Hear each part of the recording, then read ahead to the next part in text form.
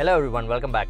It has been 4 years with the BMW 630d and I finally feel like it's the right time to share a proper ownership review. I personally don't believe in giving ownership reviews within a couple of months of usage because the short duration won't really reveal the complete story. In the past 4 years, I've driven around 56,000 kilometers, completed 4 services and experienced just about all real-world scenarios which a typical owner would face. Considering all that, I think it makes sense to give a proper ownership review now. There are obviously lots of positives about the car, but I would like to start with the negatives because that's what matters most for all those people who wants to own one of these. So let's jump straight onto it. Let me start with the size of the car.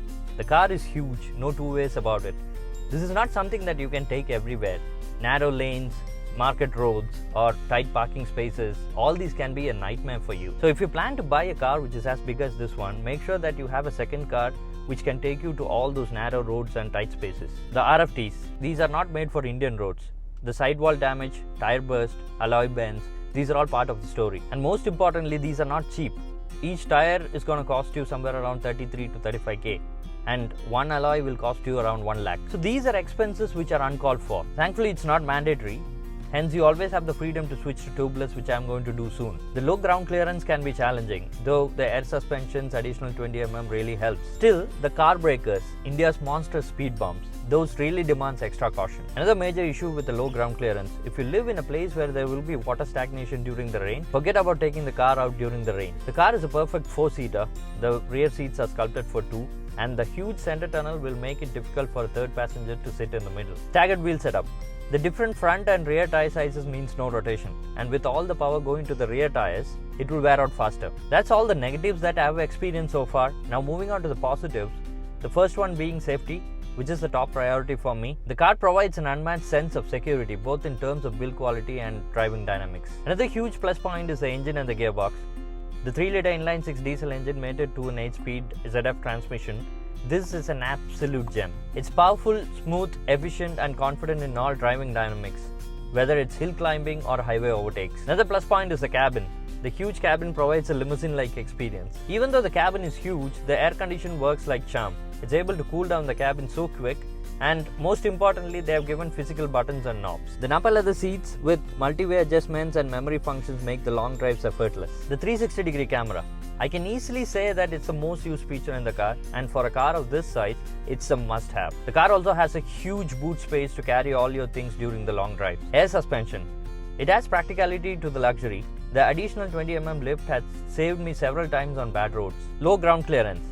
I know that I've quoted this as a negative, but it is a double-edged sword. Even though it's a bit tricky on bad roads, it provides exceptional handling and reduced body roll. Then you have a number of features like the adaptive laser lights, rain sensing wipers, soft closing doors, wireless Android Auto and Apple CarPlay. All these are really handy. There are still other features which I don't use daily but still appreciate, like the reverse assist, park assist, the display key with the remote parking. I've made dedicated videos on all those features explaining how it works, and those are available in the channel if you want to check out. The two features which I have not used at all are the panoramic sunroof and the rear infotainment screens.